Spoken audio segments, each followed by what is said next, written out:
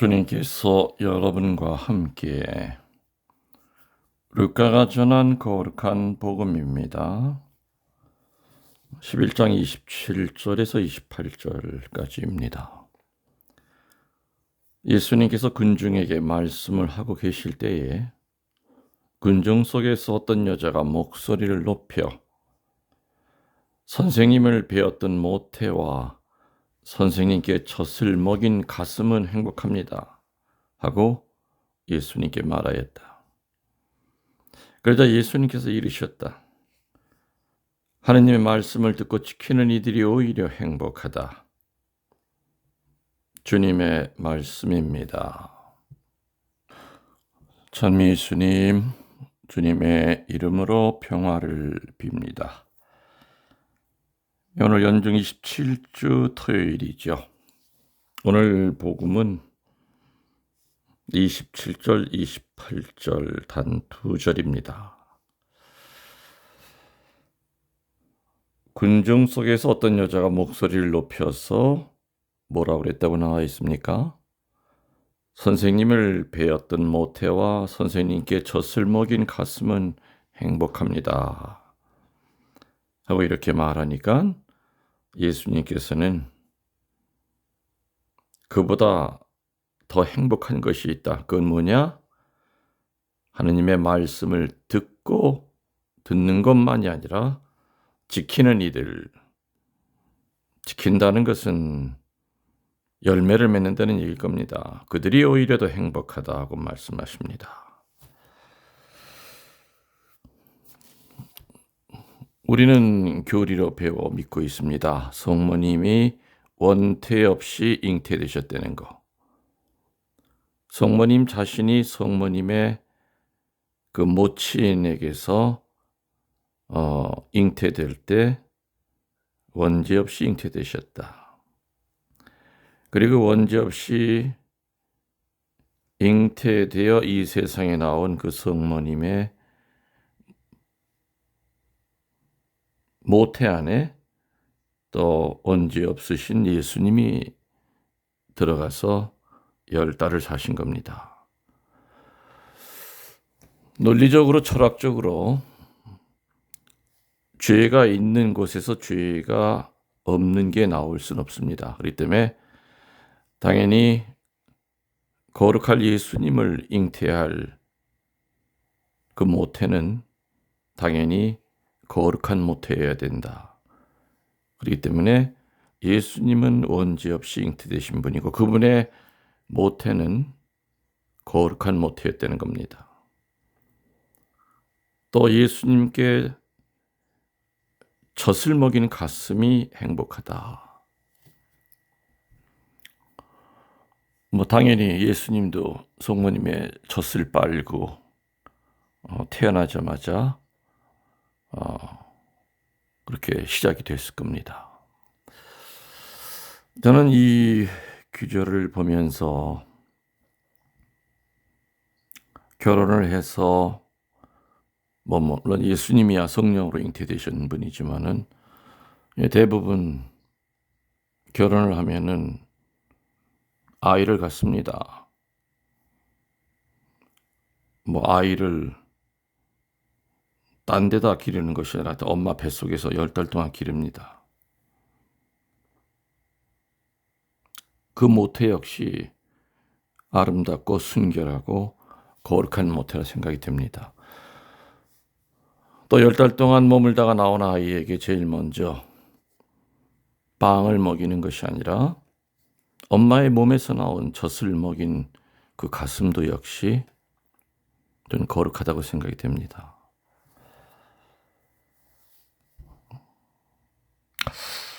그런데 말이죠.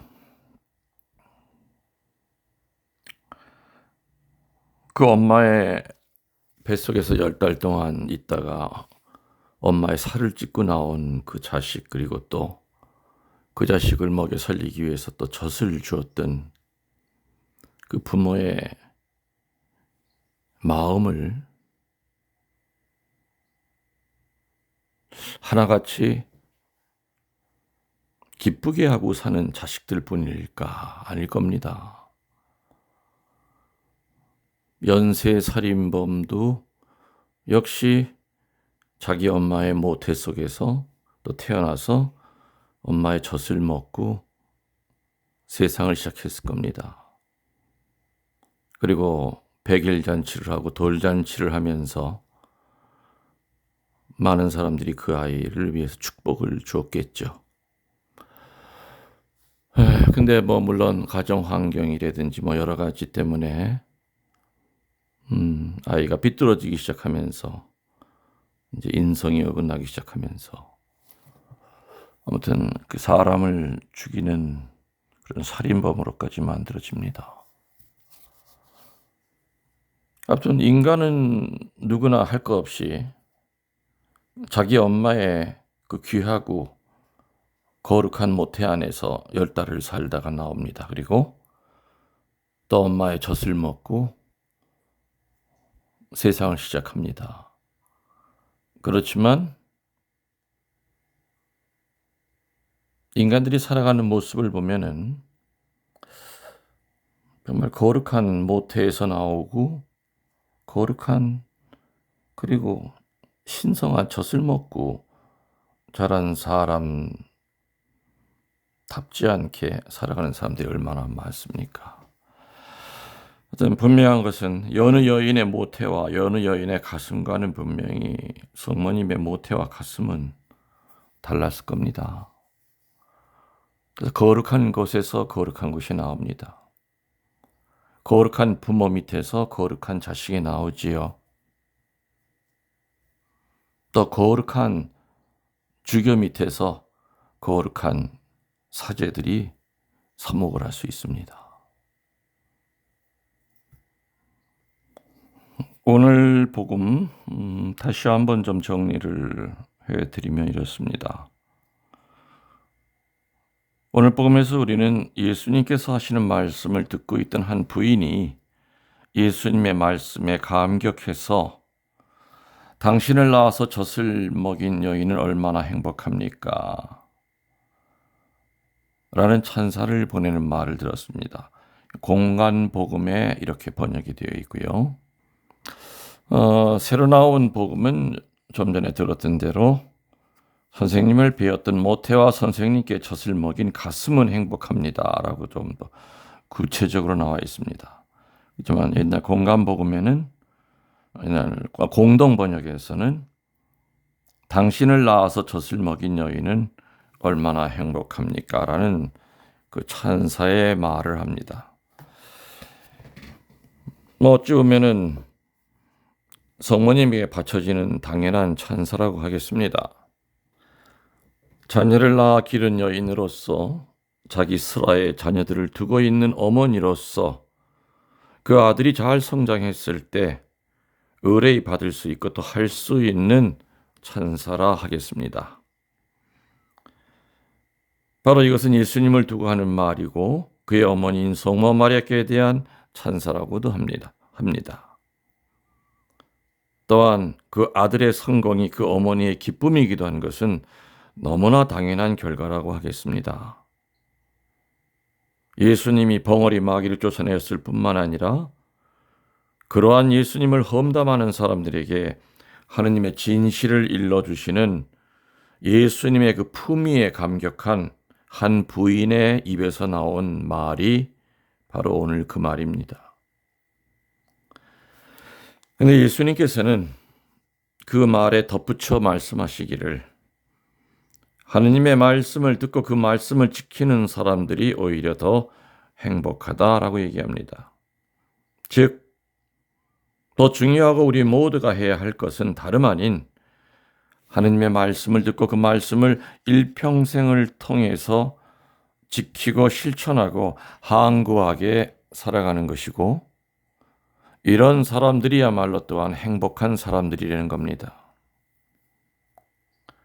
그래서 우리 모두는 예수님 말씀에 한순간 감격할 것이 아니라 평생을 통해서 꾸준히 지키고 실천하는 사람이 되어야 될 겁니다. 오늘 복음에 나오는 여인은 무척 감동하고 무척 흥분한 상태입니다. 그래서 저렇게 훌륭한 분을 낳은 그 어머니가 얼마나 더 훌륭할까. 선생님의 어머니야말로 얼마나 더 훌륭한 분이시겠습니까 하고서는 그 감동과 감격을 누리지 못해서 예수님께 이렇게 얘기합니다. 그렇게 얘기했던 그 여인이 그 당시에 그 감격이 그냥 감정으로만 끝나서 예수님이 하신 그 말의 진의를 깨닫지 못하고 흥분하다가 끝나버린다면 무슨 소용이 있겠습니까? 우리는 살아가다 보면은 사제들의 강론을 듣고 피정을 통해서 또 여러 가지 삶의 체험을 통해서 어느 한순간 감격스러운 순간이 옵니다. 나도 모르게 할렐루야가 나오고 찬송이 나오고, 그렇지만 그 기쁨을 똑같은 정도로 우리가 유지하면서 계속 살아가기는 쉽지 않을 겁니다. 그렇지만은 어느 한순간에 그 기쁨이 걸음이 돼서 영적 균형 감각을 잡으면서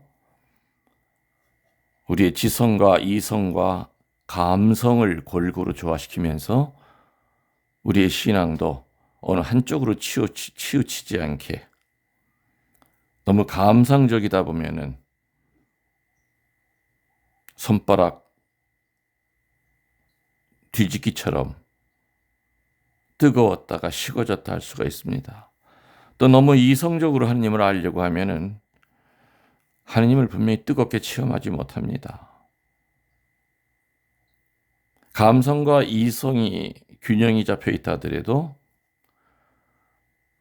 그 믿음을 굳건히 밀고 나가는 내 의지가 약하다고 그런다면은 수십 번 냉담하게 될 겁니다. 그래서 어찌 보면은 오늘 복음의 주인공은 예수님을 낳은 그 성모님이 아니라 감격에 겨워서 예수님께 그 말을 했던 그 여인, 그 여인이 바로 우리들이라는 겁니다. 우리들도 어떤 때는 나도 모르게 이렇게 하느님께 또 성모님께 감격의 말을, 찬사를 드릴 때가 있습니다. 그렇지만 예수님이 마지막에 하신 말처럼 하느님의 말씀을 듣고 지키는 사람이 더 행복하다. 하느님의 말씀을 듣고 감격스러워하는 것만이 아니라 지켜야 된다고 그랬습니다. 열매를 맺어야 된다고 그랬습니다. 그러한 삶을 살도록 노력합시다. 여러분들, 만나기 전부터 여러분들을 사랑했습니다. 전능하신 천주 성부와 성자와 성령께서는 이 말씀을 듣는 모든 이들에게 강복하소서. 아멘.